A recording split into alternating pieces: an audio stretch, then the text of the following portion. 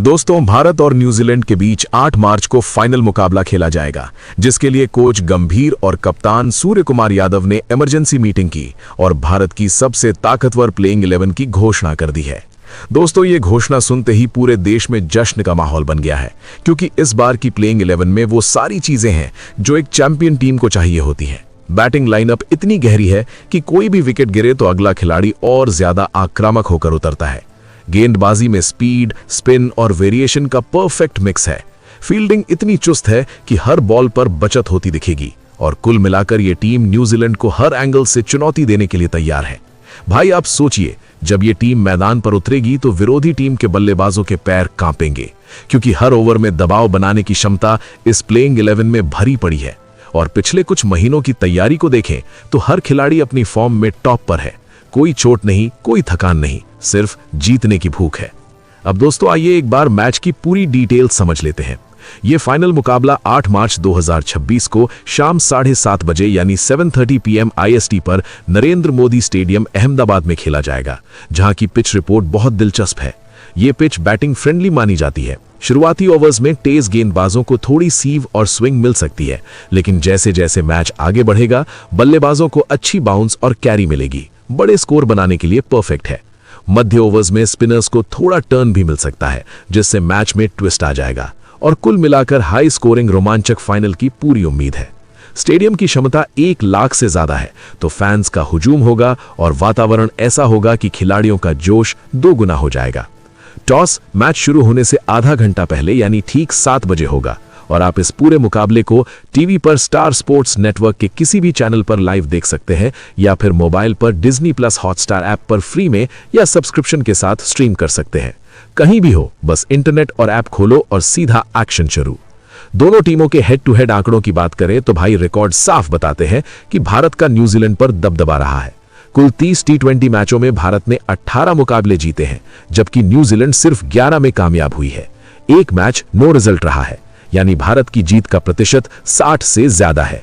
खासकर घरेलू या न्यूट्रल वेन्यू पर भारत ने न्यूजीलैंड को अक्सर हराया है। लेकिन न्यूजीलैंड भी कभी कभी सरप्राइज दे देती है, जैसे पिछले कुछ सीरीज में उन्होंने कड़ी टक्कर दी थी। फिर भी ओवरऑल स्टैट्स भारत के पक्ष में हैं और इस फाइनल में भी वही ट्रेंड जारी रखने की कोशिश भारत करेगा।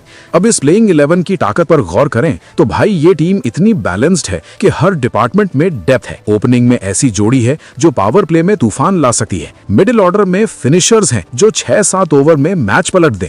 गेंदबाजी में डेथ ओवर स्पेशलिस्ट हैं जो यॉर्कर और स्लोअर से विपक्षी को परेशान करेंगे। स्पिन अटैक इतना घातक है कि कोई भी बल्लेबाज सेट होने नहीं पाएगा और फील्डिंग यूनिट इतनी शार्प है कि हर रन पर बचत होगी। इस वर्ल्ड कप 2026 में कुछ नए बदलाव भी लागू हुए हैं जो फाइनल को और रोमांचक बना देंगे। जैसे रिजर्व डे का प्रावधान फाइनल के लिए रखा गया है। अगर मौसम खराब हुआ तो अगले दिन मैच जारी रहेगा और नॉकआउट स्टेज में अब कम से कम 10 ओवर का खेल जरूरी है ताकि रिजल्ट सही से आए। इसके अलावा गेंद चेकिंग के नए नियम हैं, जहां अंपायर ज्यादा सख्ती से गेंद की स्थिति देखेंगे और इलेक्ट्रॉनिक कम्युनिकेशन की सुविधा बढ़ गई है, जिससे कैप्टन और कोच बेहतर प्लानिंग हो सके। ये बदलाव छोटे लगते हैं, लेकिन बड़े मैच में इनका असर बहुत पड़ता है, खासकर जब दबाव हो और हर रन मायने रखता हो। भाई कल्पना कीजिए, जब ये डेंजरस प्लेइंग 11 मैदान पर उतरेगी तो न्यूजीलैंड के गेंदबाज कितने परेशान होंगे, क्योंकि हर बल्लेबाज अलग अलग तरीके से खेलता है। कोई पावर हिटर, कोई टेक्निकल, कोई फ्लेक्सिबल, तो गेंदबाज को हर बॉल पर सोचना पड़ेगा। उल्टा हमारे गेंदबाजों की वेरिएशन देकर न्यूजीलैंड के बल्लेबाज रन बनाने के चक्कर में विकेट गंवा देंगे। पिछले सालों में भारत ने जो तैयारी की है उसका नतीजा अब दिख रहा है। हर खिलाड़ी अपने रोल में परफेक्ट है, कोई एक्स्ट्रा प्रेशर नहीं, सिर्फ कॉन्फिडेंस है और यही कॉन्फिडेंस इस प्लेइंग 11 को सबसे खतरनाक बना रहा है। आप देखिए बैटिंग डेप्थ कितनी है कि अगर टॉप ऑर्डर जल्दी आउट भी हो जाए तो लोअर ऑर्डर भी मैच जिता सकता है। गेंदबाजी ऑप्शंस इतने हैं कि कप्तान किसी भी स्थिति में सही गेंदबाज चुन सके और फील्डिंग में वो एनर्जी है जो मैच को पलट दे। न्यूजीलैंड भी अच्छी टीम है, उनके पास अनुभवी खिलाड़ी हैं, लेकिन इस बार भारत की तैयारियों के सामने वे थोड़े कमजोर नजर आ रहे हैं। फिर भी फाइनल है तो कुछ भी हो सकता है, लेकिन हमारे इस कॉम्बिनेशन को देखकर लगता है कि ट्रॉफी घर आने वाली है। दोस्तों, इस प्लेइंग 11 ने पूरे टूर्नामेंट में जो प्रदर्शन किया है वो लाजवाब है। हर मैच में अलग अलग हीरो उभरे हैं। कभी बैटिंग ने मैच जिताया, कभी गेंदबाजी ने, कभी फील्डिंग ने, और यही विविधता इस टीम को खास बनाती है। अब जब फाइनल है तो सब कुछ पीक पर होगा। स्टेडियम में लाखों फैंस चीयर करेंगे, टीवी पर करोड़ों देखेंगे और हर कोई उम्मीद लगाए बैठा होगा कि भारत फिर से विश्व चैंपियन बने।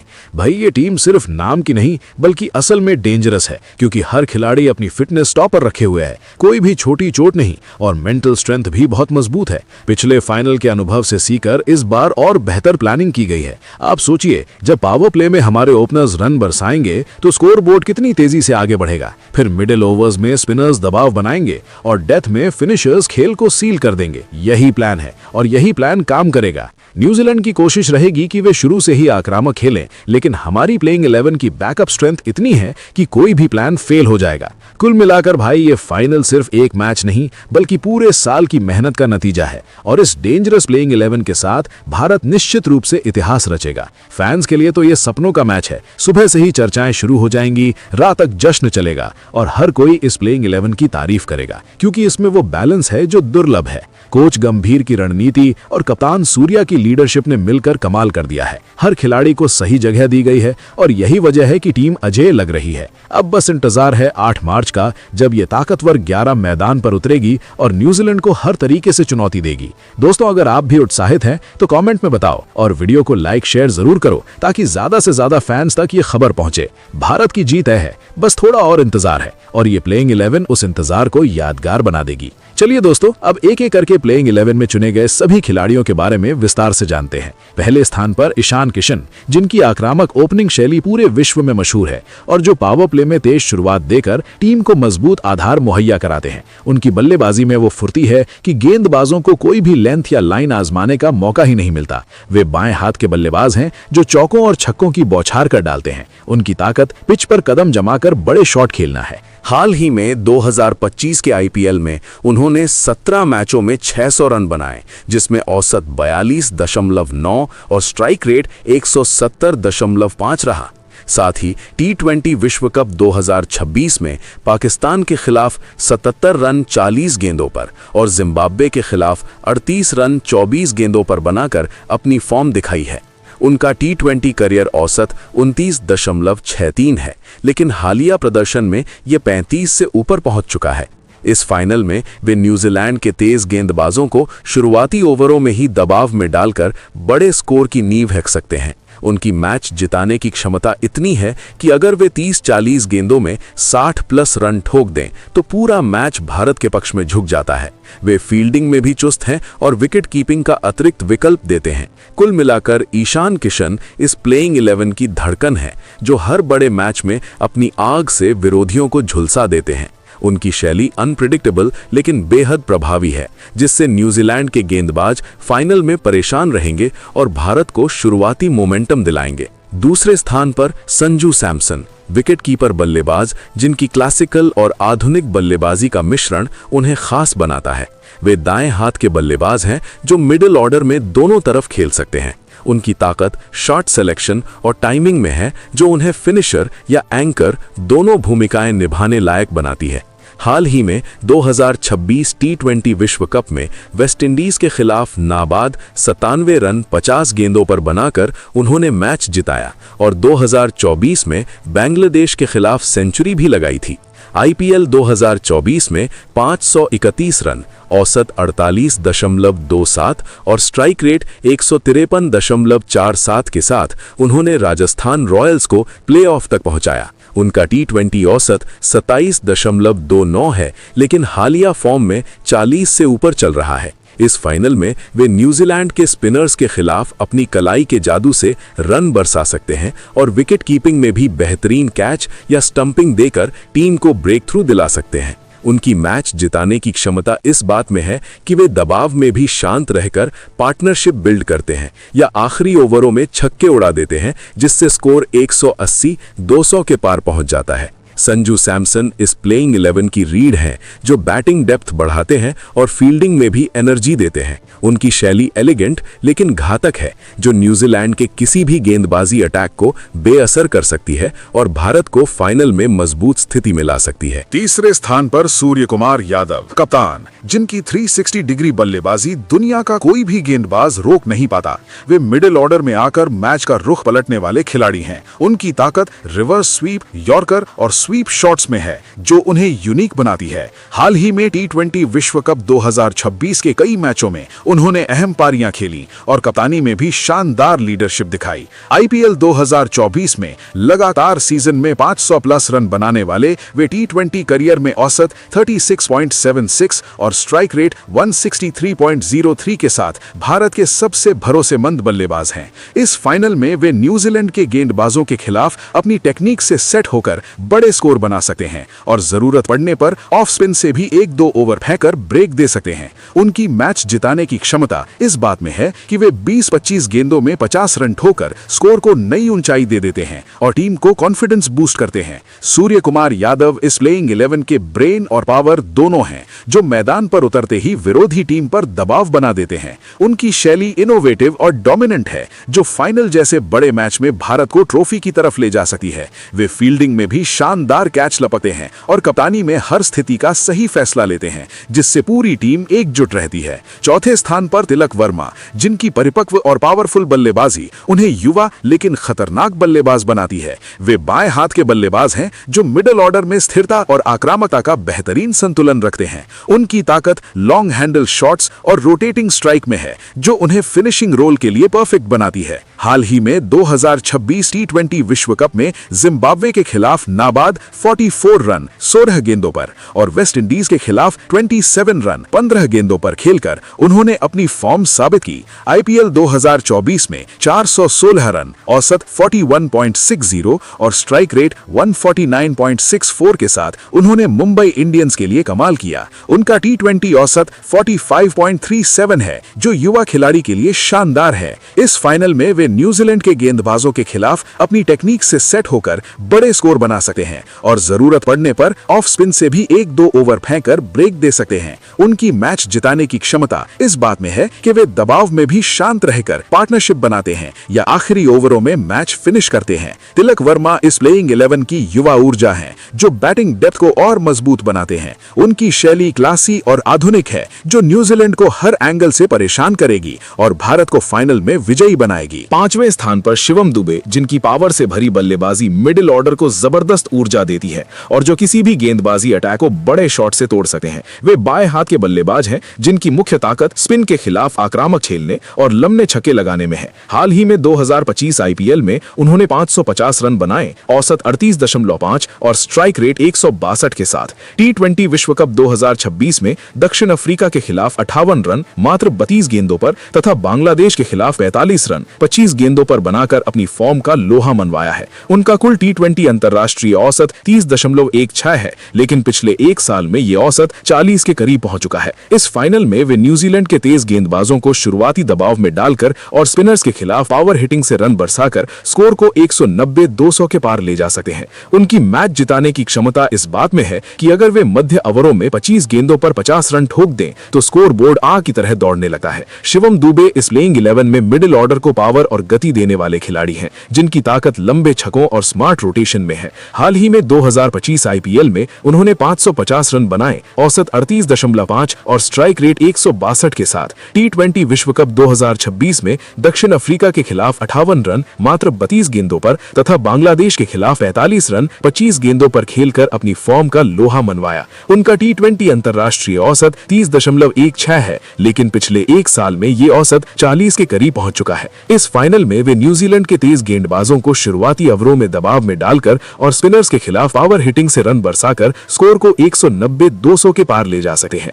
उनकी मैच जिताने की क्षमता इस बात में है कि अगर वे दबाव की स्थिति में भी शांत रहकर बड़े शॉट खेलते हैं जिससे टीम को मोमेंटम मिलता है। शिवम दुबे इस प्लेइंग 11 की बैटिंग लाइनअप को और गहराई देते हैं। उनकी शैली आक्रामक लेकिन स्थिति के अनुसार अनुकूलित है जो न्यूजीलैंड के किसी भी गेंदबाजी अटैक को बेअसर कर सकती है और भारत को फाइनल में मजबूत स्थिति प्रदान प्रदान करेगी। कुल मिलाकर वे इस टीम के खतरनाक हथियार हैं जो हर बड़े मैच में अपनी उपयोगिता साबित करते हैं। छठे स्थान पर हार्दिक पांड्या, ऑलराउंडर, जिनकी बैटिंग और गेंदबाजी दोनों ही टीम को संतुलन देते हैं। वे मिडिल ऑर्डर में आकर पावर हिटिंग करते हैं और गेंदबाजी में तेज गेंद के साथ वेरिएशंस का इस्तेमाल करते हैं। उनकी मुख्य ताकत यॉर्कर और स्लोअर बॉल्स में है, जो डेथ ओवरों में घातक साबित होती है। हाल ही में 2025 आईपीएल में उन्होंने बल्ले से 450 रन और गेंद से 18 विकेट लिए। टी20 विश्व कप 2026 में न्यूजीलैंड के खिलाफ 42 रन 22 गेंदों पर और इंग्लैंड के खिलाफ 3 विकेट 28 रन देकर कमाल किया। उनका टी20 औसत 32.45 है और गेंदबाजी औसत 22.8 है। इस फाइनल में वो न्यूजीलैंड के बल्लेबाजों को अपनी गेंदबाजी से रोक सकते हैं और जरूरत पड़ने पर बैटिंग से मैच फिनिश कर सकते हैं।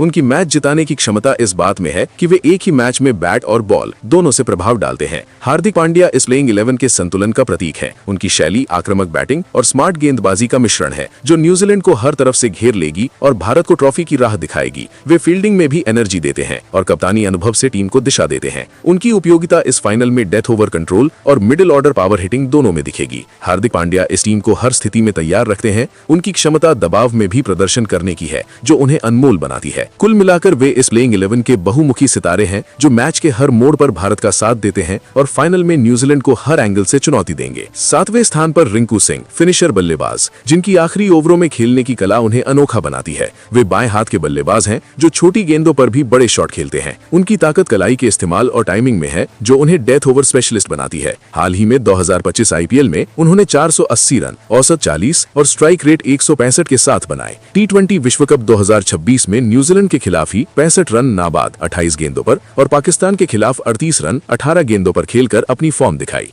उनका टी20 औसत 36.8 है, लेकिन हालिया फॉर्म में 45 से ऊपर है। इस फाइनल में वे न्यूजीलैंड के डेथ गेंदबाजों को छक्कों की बौछार से परेशान कर स्कोर को 200 के पार ले जा सकते हैं। उनकी मैच जिताने की क्षमता इस बात में है कि वे आखिरी 4-5 ओवरों में अकेले मैच पलट सकते हैं। रिंकू सिंह इस प्लेइंग 11 की फिनिशिंग यूनिट है। उनकी शैली शांत लेकिन घातक है, जो दबाव में भी रन बनाती है और भारत को जीत दिलाने में अहम भूमिका निभाएगी। वे फील्डिंग में भी शानदार कैच लपकते हैं और टीम की बैटिंग डेप्थ को मजबूत बनाते हैं। उनकी उपयोगिता अंतिम ओवरों में चमकती है, जहां वे नर्वस नहीं होते। रिंकू सिंह इस टीम को अंत तक लड़ने की ताकत देते हैं। उनकी क्षमता विरोधी गेंदबाजों को थका देने की है। कुल मिलाकर वे इस प्लेइंग 11 के गेम चेंजर हैं, जो फाइनल में न्यूजीलैंड की डेथ अटैक को बर्बाद कर भारत को विजयी बनाएंगे।